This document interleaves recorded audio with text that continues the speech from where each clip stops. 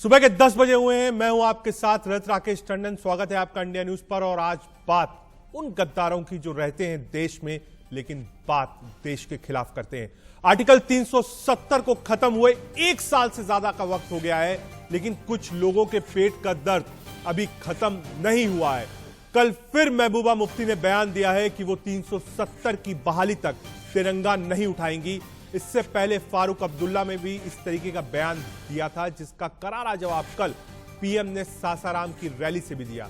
इस बीच सवाल यह है कि कश्मीर के लोगों का आखिर क्या कसूर है? महबूबा को 370 क्यों पसंद है? फारूक को चीन क्यों पसंद है? जी हां, पीएम ने करारा जवाब कल दिया है। 4 विंडोज हम आपको दिखा रहे हैं। महबूबा मुफ्ती को 370 पसंद है, पीएम ने कल करारा जवाब दिया है। और फारूक बार बार चीन की बात कर रहे हैं। जम्मू एंड कश्मीर की पूर्व मुख्यमंत्री महबूबा मुफ्ती ने विवादित बयान दिया है और कहा है कि वो भारतीय झंडा तब तक नहीं उठाएंगी तब तक उनके अपने कश्मीर का झंडा वापस नहीं होगा, 370 नहीं बहाल किया जाएगा। विवादित बयान दिया है महबूबा मुफ्ती ने। उन्होंने कहा है 370 हटने तक वो हिंदुस्तान का झंडा नहीं छुएंगी। इतना ही नहीं, उन्होंने 370 की वापसी तक तिरंगा ना उठाने की गीदड़ भभकी भी दी है।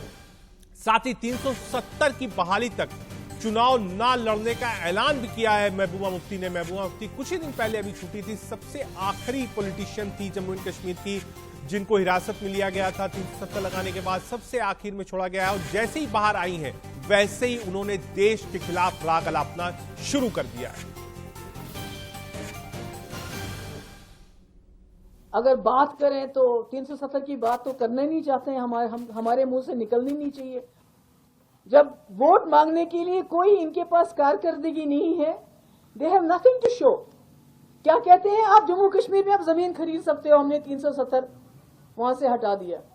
उसके बाद बोला कि हम मुफ्त के वैक्सीन देंगे, मगर आज वजीर आजम को नरेंद्र मोदी जी को फिर 370 की बात करनी पड़ी वोट के लिए। यानी हमें समझना चाहिए कि ये सरकार जो इस मुल्क के मसले मसाइल हैं उनको सुलझाने में नाकाम हो गई है। और चूंकि चाहे इकोनॉमी हो, अब हम बांग्लादेश से भी पीछे चले गए हैं, चाहे एम्प्लॉयमेंट की बात हो, चाहे दूसरे तरक्की की बात हो, उसमें नाकाम हो गए। तो क्या करते हैं, they are flogging minorities, they are flogging Kashmir. इन्होंने पहले ही मीडिया में कश्मीरियों को, मुसलमानों को, even Dalits for that matter, demonise किया हुआ है। और जब ये किसी महाज पे फेल हो जाते हैं तो इनको कश्मीर 370 याद आता है। किस हक से महबूबा ये बात कर रही है, देश को सोचना पड़ेगा। रहती यहां पर है लेकिन बात देश के खिलाफ करती है। और सिर्फ महबूबा नहीं है, फारूक अब्दुल्ला भी 370 के लिए चीन से मोहब्बत का इजहार पहले ही कर चुके हैं। For restoration of 370 and 835. Sir, will it weaken your resolve? So therefore, that will continue whether Farooq Abdullah is on the stage or not on the stage. Sir, That is what will happen. Weaken your resolve about to stand on 370? Our resolve has never changed. Our resolve will never change, even if I have to be hanged. Modi सरकार ने फैसला लिया था कि 370 खत्म करेंगे। पहले से 370 के खिलाफ बीजेपी प्रचार भी करती थी, मैनिफेस्टो भी था और देश हित में था, यह कहना था उस वक्त प्रधानमंत्री नरेंद्र मोदी का। और प्रधानमंत्री नरेंद्र मोदी ने कल बिहार से इस बात को उठाया कि जो लोग अभी भी 370 से प्यार कर रहे हैं, समझ लीजिए उनके पीछे कौन खड़ा है। और अब देर शाम महबूबा मुफ्ती का जो बयान आया है उससे साफ हो गया है कि ये लोग देश से प्यार नहीं करते हैं। देश के अखंडता के खिलाफ कश्मीर में, चाहे वो फारूक अब्दुल्ला हो, चाहे महबूबा मुफ्ती हो, ये सब देश को तोड़ने का काम कर रहे हैं। जी हां, ग्राफिक्स के जरिए हम आपको दिखा रहे हैं कि 370 पर देश से गद्दारी क्यों है। महबूबा मुफ्ती 370 की बहाली तक कश्मीर में तिरंगा नहीं उठाऊंगी, ये कहना है। मैं 370 की बहाली तक कोई चुनाव नहीं लड़ूंगी, 370 की बहाली हम सब की लड़ाई है, यह कहना है महबूबा मुफ्ती का। फारूक अब्दुल्ला ने क्या कहा, चीन की मदद से बहाल करेंगे आर्टिकल 370। एक तरफ चीन से भारतीय सैनिक लड़ रहे हैं, दूसरी तरफ अब ये चीन से बातचीत करने की बात कर रहे हैं। अल्लाह करे अनुच्छेद 370 और 35 से बहाल हो। मोदी का समर्थन करने वाले देश के गद्दार है। जी हाँ, चुने हुए प्रधानमंत्री को गद्दार कहने की बात कह रहे हैं फारूक अब्दुल्ला की जो लोग मोदी से प्यार करते हैं वो देश के गद्दार हैं, और दूसरी तरफ खुद फारूक अब्दुल्ला चीन की बात कर रहे हैं।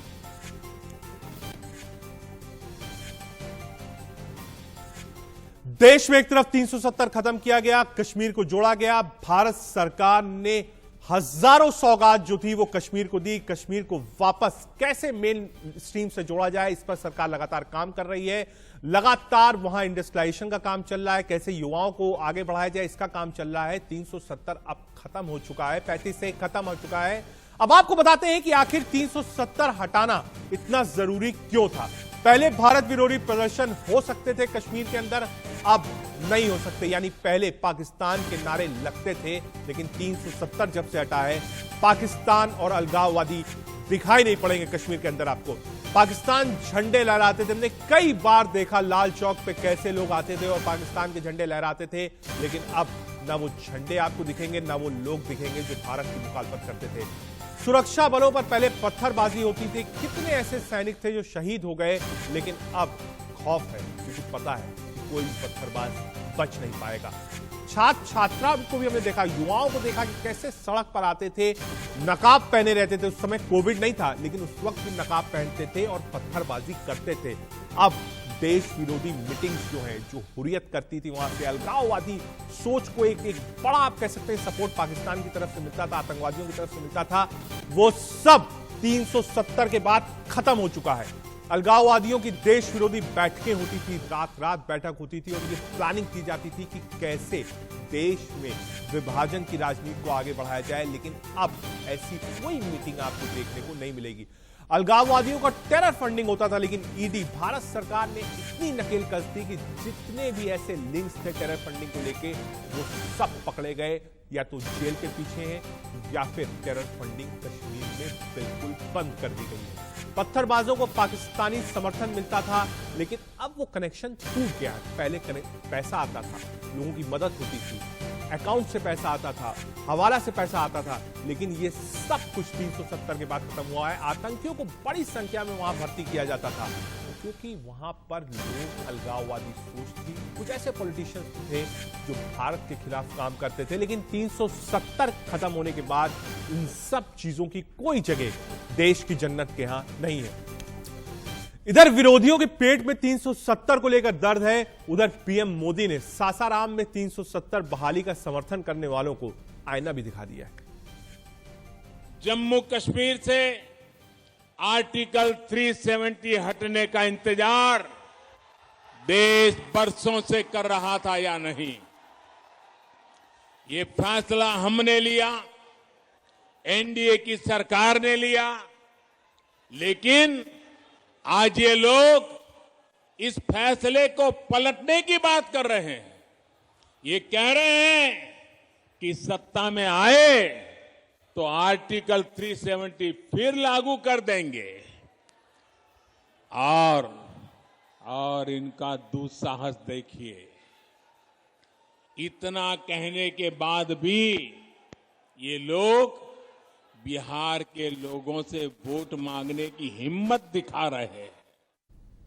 प्रधानमंत्री नरेंद्र मोदी ने कल एक बड़ी रेखा खींच दी है और साफ बता दिया है कि चाहे पॉलिटिशियन हो, चाहे पूर्व मुख्यमंत्री हो, चाहे देश में मंत्री रहे हो, चाहे फारूक अब्दुल्ला हो, चाहे पीडीपी नेता महबूबा मुफ्ती हो, 370 पर कोई भी राग लापा जाएगा उसको भारत बर्दाश्त नहीं करेगा। हमारे साथ आशीष सरीन बीजेपी से, अमित रैना और अनुज अत्री तीनों जुड़ रहे हैं। बहुत स्वागत है आपका इंडिया न्यूज पर। रैना साहब, पहला सवाल आप ही से, अब 370 पर इतनी समस्या कैसे हो गई? अभी तक तो जेल में थी, बाकायदा बार बार कश्मीर के लोग कह रहे थे कि रिहा कर दीजिए, बहुत समय से आपने जेल में रखा हुआ है, तो क्या इसीलिए रिहाई करी गई थी? क्या इसीलिए रिहाई करी गई थी कि रिहा होने के बाद देश के खिलाफ जहर उगले महबूबा? नहीं तो महबूबा या मुफ्ती परिवार आज से देश के खिलाफ जहर नहीं बोल रहा है, तो 86 से है। 86 के दंगे हों, उसके बाद मुस्लिम जमात इस्लामी के पॉलिटिकल पार्टी को सपोर्ट हो, 90 में आतंकवादियों को छोड़ना हो, 2003 में कश्मीर में कहना कि पाकिस्तान की करेंसी ऑफिशियली अलाउ करिए, पाकिस्तान से बॉर्डर ओपन करिए, फ्री मूवमेंट करिए, विदाउट पासपोर्ट वीजा अलाउ करिए। उसके बाद जो पुलिस वाले पुलिस डिजर्टर्स हो गए थे, भगोड़े हो गए थे, उनको वापस लेना, उसके 2015 में पाकिस्तान को धन्यवाद करना, बुरहान वानी के घर पे 4 लाख रुपए का चेक पहुंचाना, मुआवजा। तो ये कोई नई बात नहीं है मुफ्ती परिवार की, मगर समस्या ये है कि जब से ये रोशनी स्कैम और ये जो क्रिकेट एकेडमी स्कैम खुला है, तब से ना सिर्फ महबूबा मुफ्ती, तब फारूक अब्दुल्ला, उमर अब्दुल्ला, गुलाम नबी आजाद, सबकी हालत टाइट ही है, क्योंकि उनको पता है कि इस 25,000 करोड़ स्कैम में अगर कोई फंसता है सबसे पहले तो ये चारों ही फंसेंगे, क्योंकि इतनी लूट, हजारों करोड़ों, 25,000 करोड़ की लूट करी है इन्होंने। तो और दूसरा, महबूबा अगर आप देखें, जब से उनका वो गठबंधन भाजपा ने के साथ टूटा है, तब से उनका पॉलिटिकल एग्जिस्टेंस ऑलमोस्ट जीरो हो गया। वो इलेक्शन हार गई, एमपी का सिटिंग चीफ मिनिस्टर एक इलेक्शन हार जाता है, अपनी कॉन्स्टिट्यूंसी अपने गढ़ से हार जाते हैं, तो लोगों पीडीपी का कुछ बचा नहीं है अस्तित्व। राणा जी, आपको एक मिनट रोकूंगा, आपने बीजेपी की बात करी, आशीष सरीन को लाना चाहूंगा डिबेट में। आशीष, बीजेपी क्या फॉर्मली कंप्लेन करने जा रही है, क्योंकि बात नेशनल फ्लैग की है, कहा है कि मैं राष्ट्रीय ध्वज को हाथ तब तक नहीं लगाऊंगी जब तक 370 खत्म नहीं हो जाएगा। ये मैं तो कहूंगा ये नेशनल फ्लैग को हाथ नहीं लगाएंगी, ना लगाएं, इसको पाकिस्तान और फारूक साहब को चाइना भेज देना चाहिए। ये 14 महीने जेल में रहे, केंद्र सरकार ने जेल में रखा, कुछ सोच के रखा था, और ये जब भी बाहर आते हैं जहर ही उगलते हैं। इनका ये कोई नया काम नहीं है, ये हमेशा से इन्होंने जहर उगला है और ये जहर ही उगलेंगे। महबूबा मुफ्ती जी कहती है 370 जब पहले हटने वाली थी तब कहती थी कि श्रीनगर में इसको 370 हटेगी तो तिरंगे को कंधा देने वाला भी कोई नहीं होगा और यहाँ पे हिंदुस्तान का नाम कोई नहीं लेगा। आज आप मेरे को बताएं, 14 महीने हो गए, कश्मीर में कितने ही दंगे हो रहे हैं, क्या हो रहा है, और कश्मीर का नौजवान जो है वो समझ चुका है, वो इनकी भड़काऊ भाषणों में नहीं आता है। और इस आप कभी भी देख लीजिए, हमारे यहाँ पे जेकेपी की भर्ती हो, चाहे आर्मी की भर्ती हो, या सीआईएसएफ की, कश्मीर का नौजवान जम्मू के नौजवानों से बढ़ के हिस्सा ले रहा है और ये इनको गुमराह करती हैं। महबूबा मुफ्ती जी की मानसिक संतुलन जो है इन दोनों का बिगड़ा हुआ है, इनका वजूद खत्म होता दिख रहा है। आशीष, क्या कोई फॉर्मल कंप्लेन बीजेपी ने जम्मू एंड कश्मीर में करी है कि महबूबा के खिलाफ मुकदमा चलाया जाए राष्ट्रद्रोह का? जी, रविंदर रैना जी ने इसके आशीष जी, सर जम्मू को इसके खिलाफ एफआईआर की हमने कंप्लेंट कर दी है। क्या माना जाए सरीन साहब की ये गलती भी थी? आशीष, आपने भी एक समय पर महबूबा पर विश्वास किया और जम्मू एंड कश्मीर में साथ में सरकार चलाई। यही तो हमने सबसे बड़ी भूल यही हुई थी और इसी को लेके हमने इसके साथ अलायंस जो था खत्म कर दिया था पीडीपी के साथ। और इनको आप देखेंगे कि इनके जो लीडर्स पीडीपी के जितने भी बड़े दिग्गज नेता थे जम्मू कश्मीर के, वो पीडीपी छोड़ के आप पार्टी में नहीं उन्होंने अपनी बना ली है और महबूबा जी को छोड़ चुके हैं। कुछ चंद लोग हैं जो इनके साथ है। आप मेरे को एक बात बताएं, इन्होंने कहा कि तिरंगे को हाथ नहीं लगाएंगी। 14 महीनों के अंदर 15 अगस्त भी आई, 26 जनवरी भी आई और जम्मू पीडीपी हेडक्वार्टर के अंदर आप वीडियो देख लीजिएगा, झंडा भी फहराया गया और सलामी भी दी गई, पूरे रीति रिवाज के साथ उन्होंने किया। इसमें इनके बोलने से क्या हो जाएगा? इन्हीं के लोग कर रहे हैं। इनके बोलने से कुछ नहीं होगा। देश 370 खत्म करने वाले कानून को मान चुका है, देश खुश है और कश्मीर भी खुश है। ये सिर्फ महबूबा और फारूक की निजी राजनीति है, जिस राजनीति के चलते ये देश के खिलाफ बयान दे रहे हैं। अनुज अत्री जी भी हमारे साथ जुड़े हुए हैं, अनुज जी को लाऊंगा डिबेट में। अनुज जी, ये जो पूरा मामला चल रहा है, एक तरफ बिहार में चुनाव चल रहा है, एक तरफ महबूबा है, एक तरफ फारूक है, आखिर ये देशद्रोह की बातें कैसे फारूक और महबूबा बोल सकते हैं?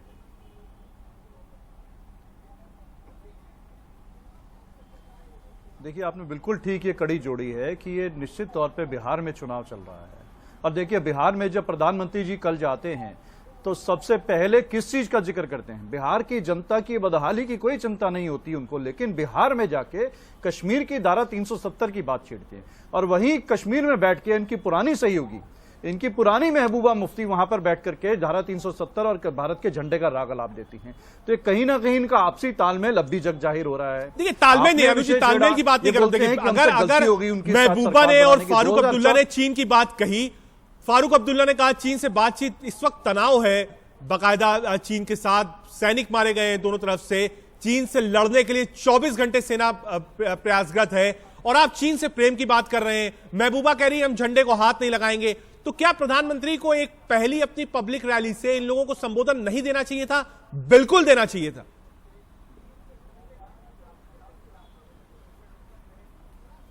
देखिए, प्रधानमंत्री हैं, देश के प्रधानमंत्री, निश्चित तौर पे उनको हर विषय पर बोलना चाहिए था, लेकिन ये सोची समझी एक नीति के तहत प्रधानमंत्री जी बोलते हैं। कोई भी वो बिना सोच समझ करके नहीं बोलते हैं। बिहार के चुनाव में जाकर के बिहार की समस्याओं पर जिक्र न करके सबसे पहले धारा 370 का मुद्दा छोड़ना, क्योंकि उनको मालूम है कि वहां पर जो नहीं बोलना चाहिए।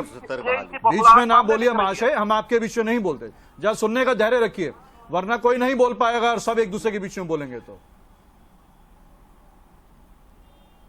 अनुज जी बोलिए, आप अपनी बात। मेरा ये कहना है कि कश्मीर में अगर धारा 370 हटाए या 16 महीने, धारा 370 को हटाए हुए आज 16 महीने हो गए। 16 महीने में ये बताएं कि कश्मीर के आवाम को, कश्मीर की जनता को आज कौन सा विकास का ऐसा मॉडल पेश किया है कि जो उनमें विश्वास की बहाली हो। महबूबा मुफ्ती जो बोलती है, निश्चित तौर पर उन्होंने देश विरोधी बयान दिया है। सरकार को कार्रवाई करनी चाहिए। इस सवाल का जवाब लेकिन अनुज जी, मैं आपसे ये समझना चाहता हूँ, क्या आप इस बात से सहमत हैं जो बात महबूबा मुफ्ती ने कही है कि झंडे को हाथ नहीं लगाऊंगी? पहली फारूक अब्दुल्ला कह रहे हैं चीन से बातचीत होनी चाहिए। बहुत बार पहले भी कह चुके हैं कि पाकिस्तान के साथ दोस्ताना संबंध होने चाहिए। क्या अनुजत्री आप इन दोनों बातों से सहमत हैं? अगर हां तो कहिए कि हां हम सहमत हैं, जो बात महबूबा कह रही है वो ठीक कह रही है। मुझे लगता है अभी जो 1 मिनट पहले मैंने लाइन बोली, शायद आप सुन नहीं पाए इनके शोर में। मैं फिर से रिपीट करता हूं, जो महबूबा मुफ्ती ने बोला है वो निश्चित तौर पर देश विरोधी बात बोली है। देश का झंडे, देश के तिरंगे का अपमान करने की बात अगर कोई भी इस देश में करेगा तो उसके खिलाफ सरकार को कार्रवाई करनी चाहिए। और भारतीय जनता पार्टी की सरकार अगर ईमानदार है और अगर ईमानदारी से कार्रवाई करना चाहती है तो करे। ये इसी प्रकार का बयान दिया गया कार्रवाई होनी चाहिए। भारतीय जनता पार्टी की रैना साहब कार्रवाई की बात कह रहे हैं, रैना साहब कार्रवाई की बात कह रहे हैं। देखिए, मेरी क्या भारत सरकार की तरफ से कार्रवाई होनी चाहिए? इतना बड़ा बयान दिया है, देशद्रोह का बयान है, आप भारतीय झंडे के खिलाफ बोल रहे हैं कि मैं हाथ नहीं लगाऊंगी। किस हक से आप रहेंगे हिंदुस्तान के अंदर? नहीं, देखिए ये डबल स्टैंडर्ड है। जो अभी अब हम अनुज जी शायद कांग्रेस समर्थक हैं। गुपकार डिक्लेरेशन में कांग्रेस का बराबर सिग्नेचर है। रैना साहब एक मिनट रैना साहब एक मिनट आपको रोकूंगा, सिर्फ 1 मिनट के लिए आपको रोकूंगा। जरा पॉलिटिकल बाइट्स जो है वो आपको सुना दे। महबूबा बेहुदा बयान दे रही है, वही कांग्रेस उनका समर्थन कर रही है। इस बीच केंद्रीय मंत्री जितेंद्र सिंह ने पूछा है कि महबूबा को तिरंगा उठाने से ऐतराज क्यों है।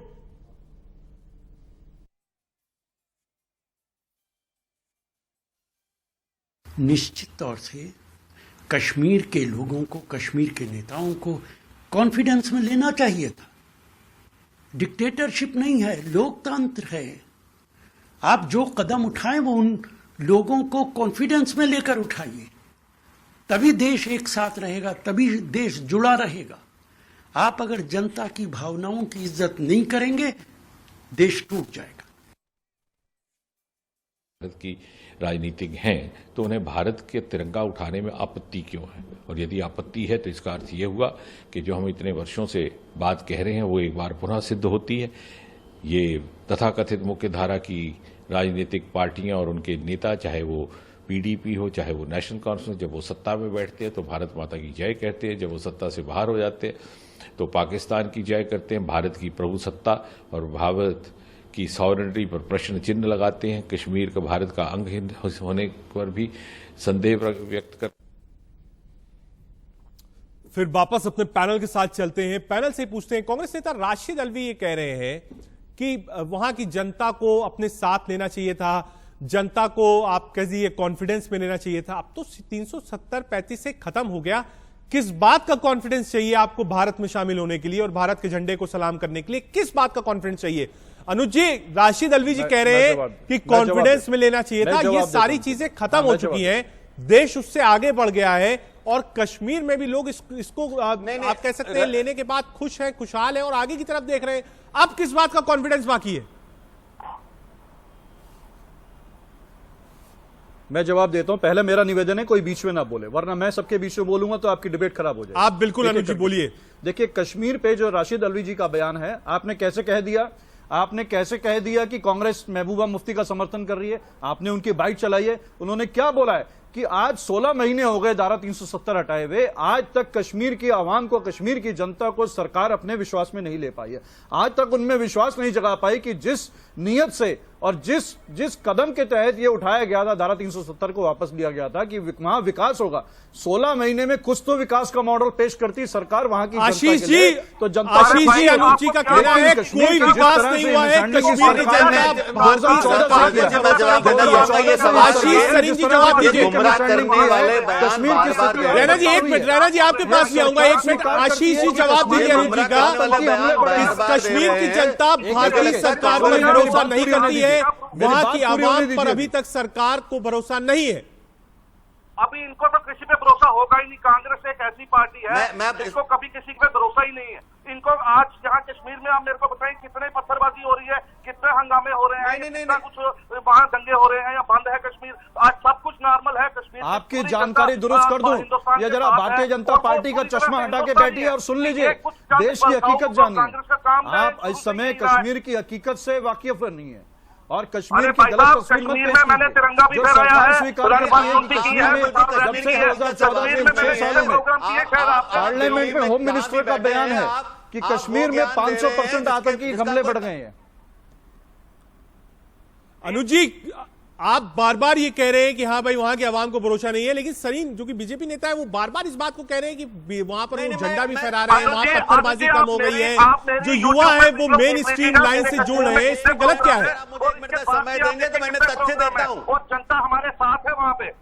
मैंने तथ्य से, मैं इनका जवाब फैक्ट आप से सबको एक मिनट के लिए जोड़ूंगा, रोकूंगा, क्योंकि शेख नासिर पीडीपी नेता हमारे साथ जुड़ गए। शेख नासिर साहब, बहुत स्वागत है आपका इंडिया न्यूज पर। आज डिबेट भी पीडीपी के इर्द गिर्द घूम रही है।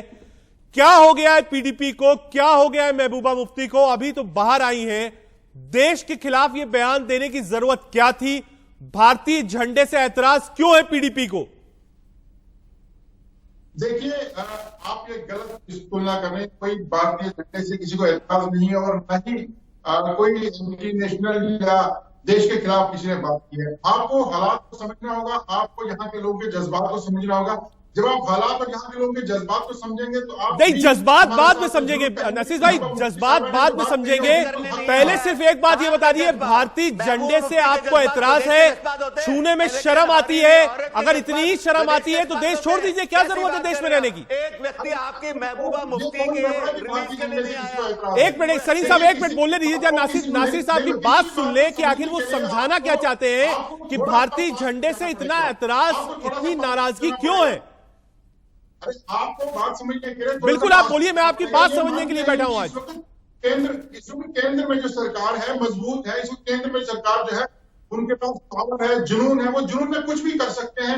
वो जुनून में शहरों के नाम बदल सकते हैं, वो कानून की धज्जियां उड़ा सकते हैं, वो आईन की धज्जियां उड़ा सकते हैं। बड़ी खबर आ रही है जिस वक्त हम ये डिबेट कर रहे हैं महबूबा के खिलाफ, बड़ी खबर आपको बता दूं। जी हाँ नासिर भाई, बोलूंगा महबूबा के खिलाफ एफआईआर दर्ज करने के लिए अर्जी दी गई है। दिल्ली के पुलिस कमिश्नर को अर्जी भेजी है। सुप्रीम कोर्ट के वकील ने एफआईआर दर्ज करने की मांग की है। 370 पर विवादित बयान के बाद एफआईआर की मांग महबूबा ने की है। 370 को हटाने की मांग की है। सुप्रीम कोर्ट पे भी एक वकील ने दिल्ली पुलिस को ये एफआईआर दर्ज करने की एप्लीकेशन दी है। इस वक्त की बड़ी खबर आपको बता रहे हैं, महबूबा ने की है 370 हटाने की मांग और उनके खिलाफ एफआईआर दर्ज करने की एप्लीकेशन जो है वो महबूबा के खिलाफ एफआईआर दर्ज करने की बात करी है और सुप्रीम कोर्ट के वकील ने ये एप्लीकेशन दिल्ली पुलिस को दी है। इस वक्त की बड़ी खबर आपको बता दें, महबूबा मुफ्ती ने कहा था कि 370 वापस लाना है। साथ ही साथ ये भी कहा था कि वो भारतीय झंडे को हाथ नहीं लगाएंगी जब तक 370 वापस नहीं आएगा। और अब कानूनी कार्रवाई की मांग उठी है दिल्ली से। दिल्ली की सुप्रीम कोर्ट के लॉयर ने ये एप्लीकेशन लिखी है दिल्ली पुलिस को। इस वक्त की बड़ी खबर आपको बता रहे हैं, महबूबा मुफ्ती के खिलाफ एफआईआर की मांग हुई है दिल्ली के अंदर और दिल्ली पुलिस को यह एप्लीकेशन दी गई है, तहरीर दी गई है कि महबूबा ने जो बयान दिया है वो देश के खिलाफ है, सेडिशन में आता है, राजद्रोह का मामला दर्ज कराया जा सकता है महबूबा मुफ्ती के खिलाफ अगर यह तहरीर सीधा होता है। सीधे नसीर साहब के पास चलते हैं जो कि पीडीपी नेता है। नसीर साहब देखिए, मैं आपसे बात कर रहा था, बात करते ही करते एक खबर आ गई। सिर्फ हम बात नहीं कर रहे हैं, देश में जो लोग हैं वो भी इस बात की चर्चा कर रहे हैं कि महबूबा रहती तो दिल्ली में है, रहती तो कश्मीर में है, देश में है, लेकिन बात देश के खिलाफ और देश के झंडे के खिलाफ क्यों कर रही है? देखिए, देश के खिलाफ किसी ने बात नहीं की, लेकिन जिस चश्मे से आप इन सभी बातों को देख रहे हैं तो आपको ये जरूर लगेगा देश के खिलाफ बात है। देश के खिलाफ किसी ने बात नहीं की। नसीर साहब, मेरा एक छोटा सवाल है, बहुत छोटा सा सवाल है नसीर साहब, बहुत छोटा सा। अगर आप ध्यान से सुन लीजिए, 10 सेकंड में अपना सवाल पूरा कर दूंगा और आप 20 सेकंड ले लीजिएगा जवाब देने के लिए। क्या महबूबा मुफ्ती ने यह बात जो कही है कि जब तक 370 वापस नहीं मिलेगा मैं भारतीय झंडे को हाथ नहीं लगाऊंगी? सीधा सीधा सवाल है, सीधा सीधा जवाब दे दीजिए इसका। देखिए, भारतीय झंडा जम्मू कश्मीर में कब और कैसे आया, ये बात समझने की जरूरत है। हम सब लोग जानते हैं कि जम्मू कश्मीर 1947 में जब भारत आजाद हुआ, जब हमारा मुल्क आजाद हुआ, जम्मू कश्मीर इसका हिस्सा नहीं था। जम्मू कश्मीर का भारत के साथ इल्हाक हुआ, एक्सेशन हुआ और कंडीशंस के बेसिस पर हुआ। उस वक्त भी जम्मू कश्मीर का झंडा वही था जो नेहरू जी ने। अरे आप एक अकेले स्टेट थे क्या जिसका एक्सेशन हुआ है? आप तो ऐसे बिहेव करते हैं जैसे जम्मू कश्मीर एक अकेला प्रिंसली स्टेट था जिसका एक्सेशन हुआ है। 565 प्रिंसली स्टेट था जिनका एक्सेशन हुआ है। और बार-बार हमारा ऐलान, आप कौन है भाई साहब? नासिर साहब, जो बातें आप बता रहे हैं, चाहे वो जम्मू एंड कश्मीर के विलय की बात बताइए, जम्मू एंड कश्मीर के झंडे की बात बताइए, ये सब इतिहास है। 370 खत्म हो चुका है, 35 खत्म हो चुका है। अब भारतीय झंडे का वहां पर पूरा सम्मान होना चाहिए और जम्मू एंड कश्मीर का जो झंडा है उसका अस्तित्व खत्म हो चुका है। लेकिन ये बात समझने की जरूरत है कि भारतीय झंडा जम्मू कश्मीर में एक्सेशन के बाद आया और एक्सेशन जिन कंडीशन पर हुआ था, जिन शराइत पर हुआ था, उन शराइत की उन्होंने। साहब, ये सब कुछ खत्म हो गया है, इसको आप क्यों नहीं मान रहे हैं? पुराना राग अलापने से क्या होगा? ये जो भी बातें आप कह रहे हैं ये इतिहास की बात है, भविष्य की और वर्तमान की बात यही है कि भारतीय झंडा ही वहां लहराएगा और आपको मानना पड़ेगा। अगर देश में रहना है तो देश का एक ही झंडा होगा और उस झंडे को आपको मानना पड़ेगा। आप चाहें तो कानून को बदल सकते हैं लेकिन आप पास्ट को बदल नहीं सकते, आप हिस्ट्री को बदल नहीं सकते। और हिस्ट्री ये कहती है कि जम्मू कश्मीर का हिंदुस्तान के साथ इलाहा कुछ कंडीशन पर हुआ था और अगर एग्रीमेंट कंडीशन से आप खुद वायलेट कर रहे हैं। रैना साहब आपको लाऊंगा बीच में। रैना साहब, जो बात नसीर साहब कह रहे हैं वो सारी बातें हिस्टोरिकल एविडेंस के आधार पर कह रहे हैं, जो पास्ट में हुआ था वो कह रहे हैं। अब 370 और 35 खत्म हो चुका है, झंडे की वैल्यू है, झंडे का सम्मान है, झंडे को सलाम है। ये क्यों नहीं इस बात को समझने को राजी है?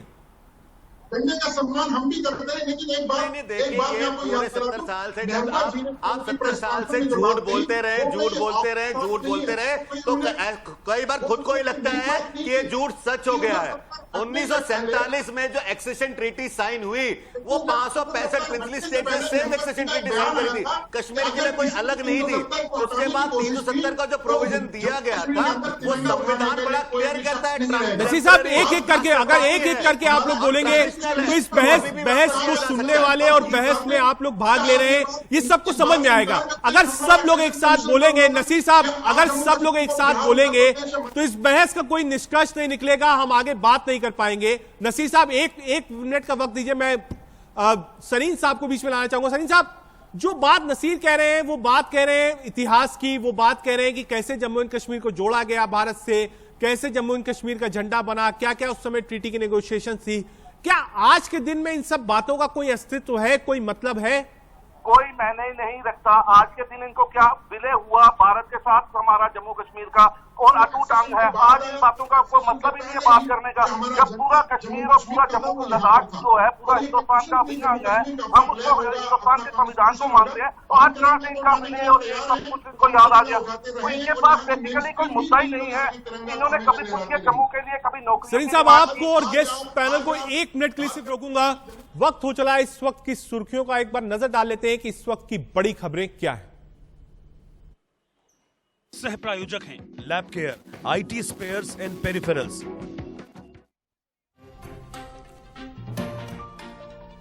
तेजस्वी ने जारी की वादों की नई किस्त, मैनिफेस्टो में चला सरकारी नौकरियों में बिहारियों का 85% आरक्षण और किसान कर्ज माफी का दांव, कहा बदलाव हमारा संकल्प।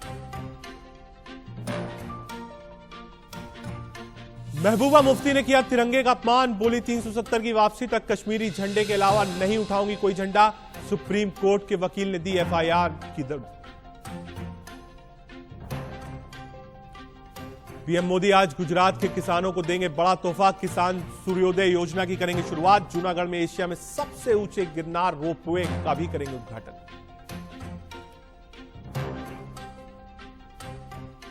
एलएसी में चीन को बड़ा संदेश देंगे रक्षा मंत्री राजनाथ सिंह। कल चीन की चौखट पर सैनिकों के साथ करेंगे शस्त्र पूजा। आज 2 दिन के दौरे पर जाएंगे सिक्किम।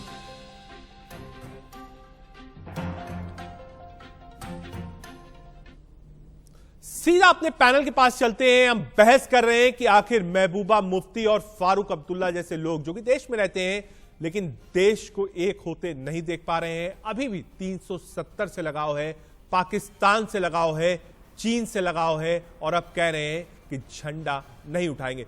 सरीन साहब, क्योंकि आप अपनी बात पूरी कर रहे थे, मैं यही समझना चाह रहा हूं कि बार बार लोग ये आरोप लगा रहे हैं कि जो पुरानी बातें थी, जो पुराने एक्विजिशन संधियां थी, उसका ध्यान नहीं रखा गया। आज भी सरकार और कश्मीर के लोगों के बीच में जो एक ब्रिज होना चाहिए फेथ का, वो नहीं है, इसलिए लोग वहां परेशान हैं। क्या इस बात से, विपक्ष के इस आरोप से आप सहमत हैं? बिल्कुल भी नहीं, ये किसी कीमत पे नहीं है। आप पीडीपी की ही बात ले लें, मैं आपको सीधी बात बोल रहा हूँ। इनके 3 कैबिनेट मिनिस्टर और 11 एमएलए पार्टी छोड़ के अपनी पार्टी बना चुके हैं। क्यों बना चुके हैं? क्योंकि इन्हीं की गलत नीतियों की वजह से। और कांग्रेस के भी कुछ आप सीनियर दिग्गज नेता बताऊंगा जिन्होंने अपनी पार्टी, अभी नई पार्टी जो हमारी यहाँ जम्मू कश्मीर में बनी है, उसमें गए हैं। और आप भाजपा में देखें, चाहे वो श्रीनगर है चाहे जम्मू है, इनके दिग्गज जो सीनियर मोस्ट क्रीम जिसको लीडर बोलते हैं, वो भाजपा में शामिल हुए हैं। इनके पास बेसिकली कोई एजेंडा नहीं है। कश्मीर के लोग भी इनको समझ चुके हैं। अब इनके वो भड़काऊबाजी और पत्थरबाजी के नाम पे वो वोट नहीं करने वाले हैं।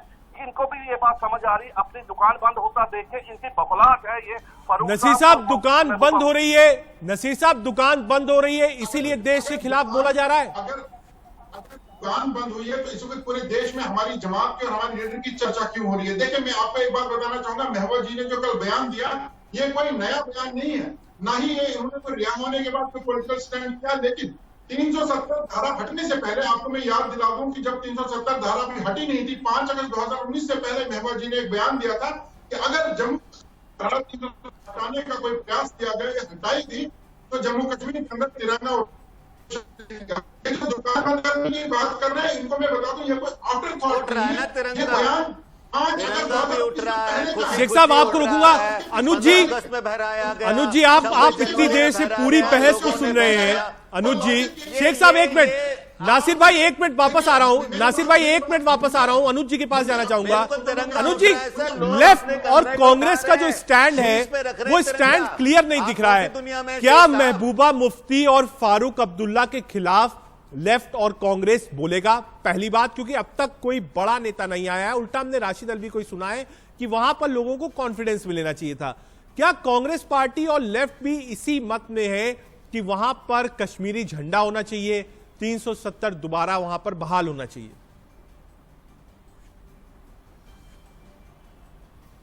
देखिए, मुझे लगता है कि ये देश को अब समझ लेना चाहिए कि हर किसी निर्णय के पीछे, आज भी 6 साल से कांग्रेस सत्ता में नहीं है तो कांग्रेस से सवाल पूछा जाता है। यह सवाल मुझे लगता है भारतीय जनता पार्टी और इनकी सरकार को जवाब देना चाहिए कि आज क्यों कश्मीर में इस तरह की बात हो रही है। आज भी देश में आप कहते हैं कि झंडे लगने पाकिस्तान के बंद हो गए, ये झूठ बोलते हैं। रैना साहब 1 मिनट, रैना साहब 1 मिनट वापस आऊं। पहले अनुज जी आप अपनी बात पूरी करिए। रैना साहब आप रिस्पॉन्ड करिएगा। अनुज जी आप अपनी बात पूरी करिए।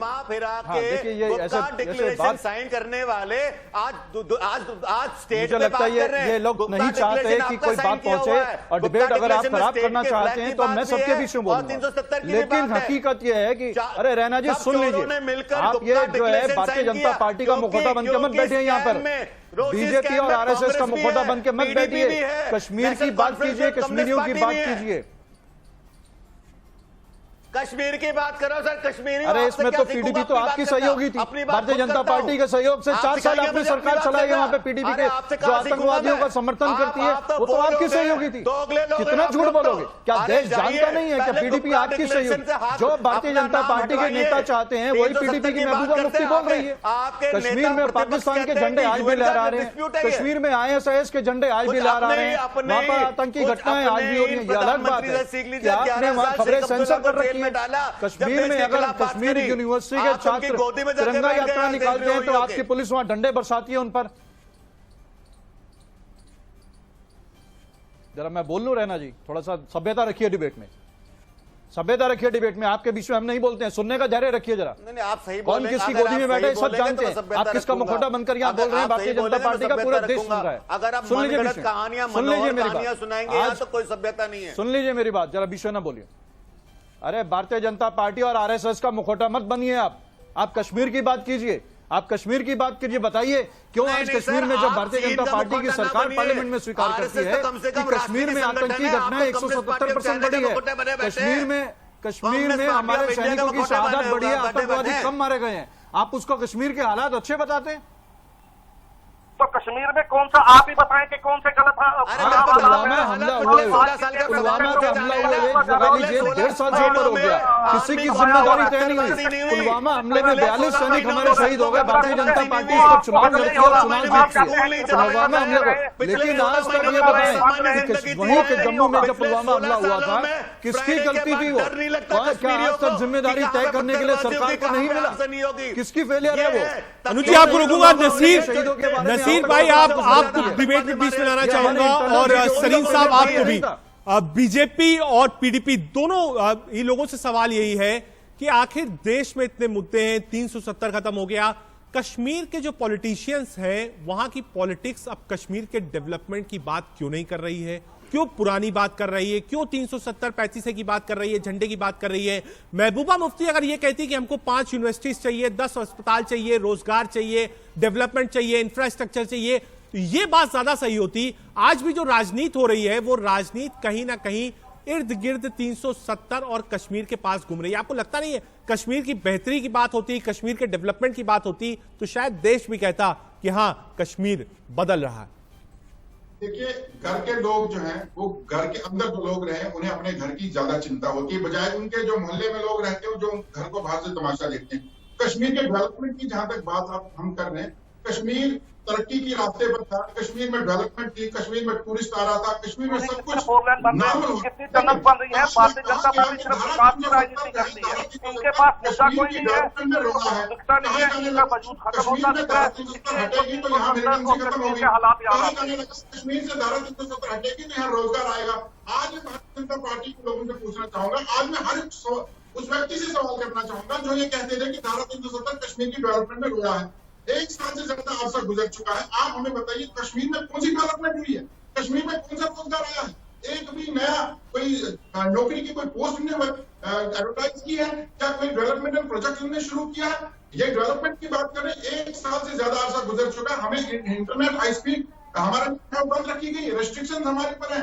यहाँ को कोविड-19 के दौरान जो ऑनलाइन क्लासेस से एजुकेशन हासिल हुई थी उसे डिप्लॉय है। 1 साल से ज्यादा अरसा हो गया, आपने कश्मीर में इंटरनेट बंद रखा हुआ है। इंटरनेट बेटे रैना साहब, अब आपसे जानना चाहूंगा, डेवलपमेंट की बात नहीं हो रही है, कश्मीर घूम फिर के 370 झंडे पर आ रहा है। नसीर साहब कह रहे हैं कि वहां टूरिस्ट आते थे लेकिन आज टूरिस्ट नहीं आ रहे हैं, सारा काम बंद हो गया है। कैसे बनेगा कश्मीर दोबारा जन्नत? भाई तिरंगे को हाथ नहीं लगाएंगे, ऐसे बयानबाजी करेंगे, ऐसे देशद्रोही बयान आएंगे तो टूरिस्ट इनके कहां से आएंगे? ये टूरिस्ट जब आने वाला होता है, फारूक साहब है, महबूबा जी है, ये कोई नया शगुफा छोड़ देते हैं।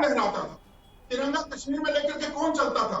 दिल्ली से कोई आके तिरंगा लाल चौक में नहीं ले रहा था, दिल्ली से आके कोई रजत जी ये वो तिरंगा नहीं ले रहा था।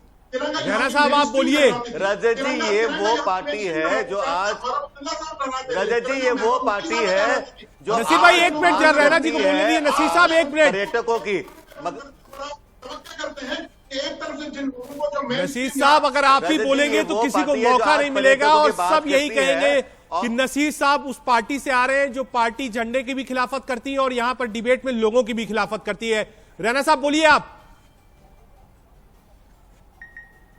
देखिए ये पर्यटकों की बात कर रहे हैं, ये वो पार्टी है जब 2008 में अमरनाथ श्राइन बोर्ड ने यात्रियों के लिए, जो पर्यटक है उनके लिए टेम्पररी शेड बनाने की बात करी, मेडिकल फैसिलिटी के लिए इन्होंने आग लगवा दी पूरे हिंदुस्तान में, पूरे प्रदेश में। तो इनसे तो आप उम्मीद ही ना करें। डेवलपमेंट की बात कर रहे हैं, 16% स्टेट ग्रांट पूरे हिंदुस्तान का जम्मू कश्मीर में जाता था, अगर स्टेट ग्रांट बंद कर दे तो 0 डेवलपमेंट होगी। आज नसीर साहब आप सुन रहे हैं, ग्रांट सबसे ज्यादा वहीं पर जारी है लेकिन आप कह रहे हैं डेवलपमेंट का कोई काम ही नहीं हुआ। तरफ से नहीं है। आंकड़े ये बता रहे हैं, इनको ये बताइए जो 16% की आबादी है, 16% पूछिए वर्ल्ड बैंक ने जो जल लेने के लिए पैसा दिया था वो कहाँ गया है? यही है उसमें वो जो ग्रांट जा रही करवा है, दीजिए वो कहाँ है? अरबों रुपए की ग्रांट जा रही है, हजारों करोड़ की जो ग्रांट जा रही है, 6 साल से तो भारतीय जनता पार्टी वहां सत्ता पे है। 5 करोड़ की जमीन हजारों में कैसे आई है? वक्त की कमी है। आप लगातार सब लोग इनकी हमारे वहां साथ जुड़े। नसीर साहब ने भी अपना पक्ष रखा, रैना साहब हमारे साथ थे, अनुज अत्री थे, बीजेपी से आशीष सरीन थे। हमने समझने की कोशिश करी कि आखिर कश्मीर में 370 और झंडे का अपमान क्यों किया जा रहा है, क्यों महबूबा मुफ्ती और फारूक अब्दुल्ला बार बार देश विरोधी बयान दे रहे हैं। इस वक्त